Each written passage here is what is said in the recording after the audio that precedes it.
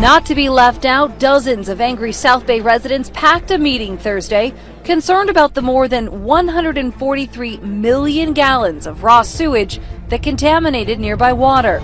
This problem won't be solved unless the public gets engaged, and that's what we're doing tonight. Surfrider and Wild Coaster here, getting people to write letters to elected officials. Demanding a binational investigation into this spill, and it worked. The International Boundaries Water Committee says they will launch a 30-day intensive look. Residents on both sides of the border just want the same thing, and that's clean water. The leak began February 6th and continued for 17 days, according to a report by the International Commission. Really upset about the lack of action, the lack of clarity, the lack of communication, and really the lack of respect to the people that live in this area. The sewage, which came from Mexico, slowly began seeping into the river and made its way 20 miles up the coast through Coronado. This town absolutely stink. That's the only way to put it. It was the horrible smell. We've got all that trash coming in. The city of IB filed an official complaint on February 15th. IB's mayor wants to see the U.S. government investigate what caused the spill. Investigation is going to move forward. We need to fix this problem once and for all. And why his city's residents weren't notified of the contamination. We will not tolerate this anymore. What happens if one of these beautiful kids gets hepatitis C, MRSA, meningitis over this? The committee says the leak was likely caused by sewer construction in Tijuana gone wrong. It's unacceptable. The fact that no one was notified violated all kinds of international protocols and treaties, so we need to make sure that doesn't happen again. A new climate study by Italy's National Agency for New Technologies, Energy and Sustainable Economic Development, ENEA, has found that Venice, one of the world's most beautiful and romantic cities, could disappear within 100 years if greenhouse gas emissions are not reduced. ENEA has argued that the higher temperatures contribute to rising sea levels by melting polar ice caps. The outcome of our study is the following. Over the past 1,000 years, the sea level has risen by just 30 centimetres. According to the research, the Mediterranean is set to rise by between 90 and 140 centimetres before the year 2100, flooding Venice and several other at-risk areas. Venice may be saved by the €5.4 billion Mose flood barrier project, a mobile barrier that could move into place at high tide, blocking any surges of water during storms.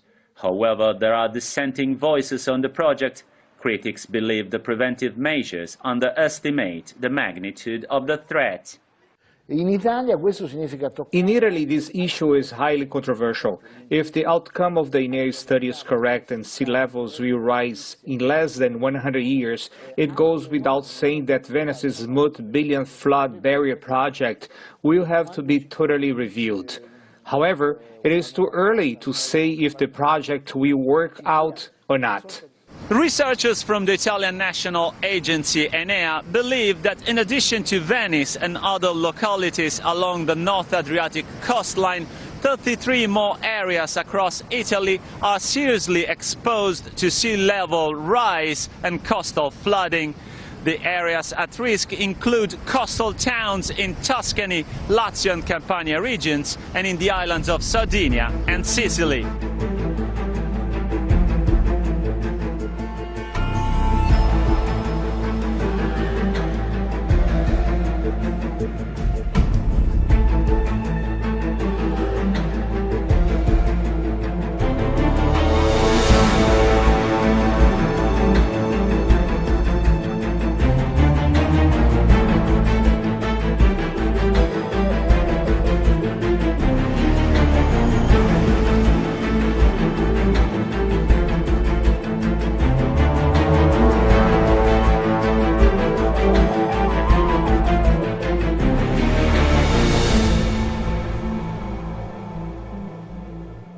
We start in Somalia now, where the government says more than 100 people have died of hunger in the country's southwestern Bay region. The announcement has been made by Somali Prime Minister Hassan Ali Khaire. It's the first official death toll from the hunger crisis in the country. Half of Somalia's population are currently food insecure. Famine has not yet been officially declared in the country, although President Mohamed Abdullahi Farmajo last week declared a national disaster. Humanitarian groups fear a full-blown famine in the Bay region. On Sunday, U.S. and state agriculture officials reported a strain of bird flu has been detected in a commercial chicken breeder flock in Tennessee's Lincoln County. Over 73,000 birds will be culled to prevent the virus from entering the food system. The U.S. Department of Agriculture said this represented the first confirmed case of pathogenic H7 avian influenza in commercial poultry in the U.S. in 2017. The facility has been placed under quarantine. Approximately 30 other poultry farms within a 6.2-mile radius of the site have also been placed under quarantine. Intolerance takes many forms. Tonight, one of America's top Christian leaders is calling for a boycott of the soon-to-be-released film Beauty and the Beast. That's because it features an openly gay character, a first for Disney. CTV's Kevin Gallagher now on the controversy some say is nothing more than a tempest in a teapot. If she is the one, we'll break the spell. The classic tale of Belle falling for the Beast will make its premiere in mid-March.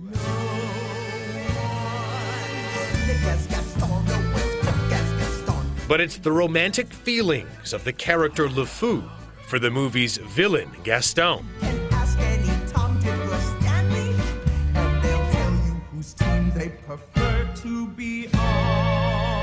That's being teased by the director. Bill Condon says the movie's ending will have an exclusively gay moment, prompting a backlash from influential evangelical preacher Franklin Graham. He told his followers to boycott the film because it's, quote, trying to push the LGBT agenda into the hearts and minds of your children. Watch out. This Alabama drive-in already told its customers it won't show the movie. My salvation isn't about money. It's not about man. It's what God wants me to do. An attitude mocked by Michael Che on Saturday Night Live. Because in Alabama, gay characters have no place in a children's musical about bestiality. Gay rights activists called the controversy ridiculous. I commend Disney for being inclusive and showing the real diversity of love in our world. There goes the baker with his tray like full waves. Actors in the film echo the message of inclusion. I think that's so important because Disney's just sort of shining a light on the world that exists. Disney says the remake will also feature two interracial couples kissing. The presidential tweet fest began before dawn. Ensconced in his Florida golf resort for the weekend, U.S. President Donald Trump accused his predecessor, Barack Obama, of spying on him. Terrible, tweeted Trump. Just found out that Obama had my wires tapped in Trump Tower just before the victory. Nothing found. This is McCarthyism. In another tweet, he said, how low has President Obama gone to tap my phones during the very sacred election process? This is Nixon Watergate. Bad or sick guy. Well, during a town hall meeting Saturday, Senator Lindsey Graham also addressed President Trump's claims that President Obama wiretapped Trump Tower during the campaign. Here's what the senator had to say. I don't know if it's true or not, but if it is true, illegally, it would be the biggest political scandal since Watergate. If the former President of the United States was able to obtain a warrant lawfully to monitor Trump's campaign for violating law, that would be the biggest scandal since Watergate. I'm very worried. I'm very worried that our president is suggesting that the former president has done something illegal. I would be very worried if, in fact, the Obama administration was able to obtain a warrant lawfully about Trump campaign activity with foreign governments. So, it's my job as a United States Senator to get to the bottom of this. Breitbart reported that Norway's immigration minister Sylvi Listhaug has slammed the agenda-driven liberal media after being accused of wearing a crucifix necklace as a prop to promote xenophobic views. After writer and former newspaper editor Sven Egil Omdal claimed that Listhaug had never worn the crucifix before being appointed Immigration and Integration Minister, Listhaug said the left-wing media doesn't care about facts as long as right-wingers are the target. In a message posted to Facebook alongside a picture of Miss Listhaug wearing the crucifix, Omdal wrote, Sylvie Listhog is almost always seen wearing the cross now, and she is always talking about how important it is for her. But I've been through all images in the ScanPix database in the period from 2001 to December 15, 2015. A conflict is brewing between Ankara and Brussels over authorities in the European Union banning pro-Erdogan rallies in towns across the bloc. Austria's leader is even calling on the EU to completely bar any Turkish political figures from addressing Turkish rallies anywhere in the Union. Well, let's find out more about this and cross live to Peter Oliver, who's in Berlin. Peter, good to see you. Can you tell us more about what's fueling this rift? Well, it all started because of the upcoming referendum that's taking place in Turkey in April. There's 1.5 million Turkish voters here in Germany, Turkish citizens, and obviously Erdogan wants to garner their votes. Now, they were going to stage some rallies. These were then banned by authorities here in Germany and elsewhere. And the latest to chip in on the subject has been the Chancellor of Austria, who had some pretty strong things to say. We should adjust our relations with Turkey without the illusion of EU membership. Turkey has moved further and further away from Europe in the past few years. Human rights and democratic values are being trampled. Press freedom is a foreign word. Well, German and Dutch towns banned rallies just recently by Turkish groups and to be attended by Turkish officials. This has angered President Erdogan in Ankara, and he's struck out against this move in the strongest possible terms. You think that by stopping us from speaking, the votes in Germany will favor the no vote and not the yes vote? Germany, you have no notion of democracy. Your practices are no different from the Nazi practices of the past. A disturbing discovery in Ireland. A mass grave of children has been found at a site that was once a Catholic orphanage. 3 years ago, a local historian investigated and found death certificates for nearly 800 children who died at the orphanage from 1925 to 1961. This week, forensics officials confirmed those findings. Nuns ran the home where thousands of unmarried mothers were forced to stay as punishment. Many of the women were able to leave after serving their time. Their children were left behind. The Washington Post reports on allegations hundreds of Marines posted intimate pictures of their female colleagues online. One female service member whose pictures were shared without her permission told the paper, quote, "Even if I could, I'm never re-enlisting. Being sexually harassed online ruined the Marine Corps for me and the experience." The Marine Corps says it's deeply concerned and is investigating. Jan Crawford is outside the Pentagon. Jan, good morning. Good morning, Nora. So these Marines are accused of using Marines United, which is a nearly 30,000-person private Facebook group, to share nude pictures of some of their female colleagues and post personal information about the women online. The photos to me were scary. In an online article, Marine Thomas Brennan described how members of the secret Facebook group Marines United encouraged each other to post illicit pictures of their female colleagues, some promising free beer to contributors. These photographs had name, rank, and often places that had their current military duty station. It had their hometowns. It had contact information. The Purple Heart recipient says the photos drew in thousands of comments. He cites one lewd comment about a female corporal in uniform, which said the service member sneaking the photos should take her out back and sexually attack her. One victim told us group members talked about what they would do to her. Some of the women believe their former partners may have leaked the images. Others said their accounts have been hacked or poached. The accusations come as the military is trying to correct a long-standing problem with sexual harassment. In a statement, the Marine Corps said the conduct undermines their core values. This behavior destroys morale, erodes trust, and degrades the individual. Brennan is being criticized by some of his fellow Marines who say he's also guilty of making derogatory comments about women on Facebook. In response, he told CBS News he's never claimed to be perfect and doesn't want this to deter from the focus of the story. It goes back to me wanting my daughter to be able to wear the uniform someday if she so chooses. And I don't want her to have to deal with this.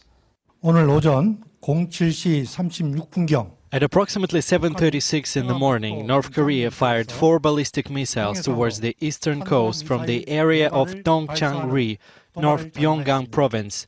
We perceived that the flight range was approximately 1,000 kilometers. Japan said 3 of the missiles splashed down inside its exclusive economic zone. Japan lodged strong protest against North Korea.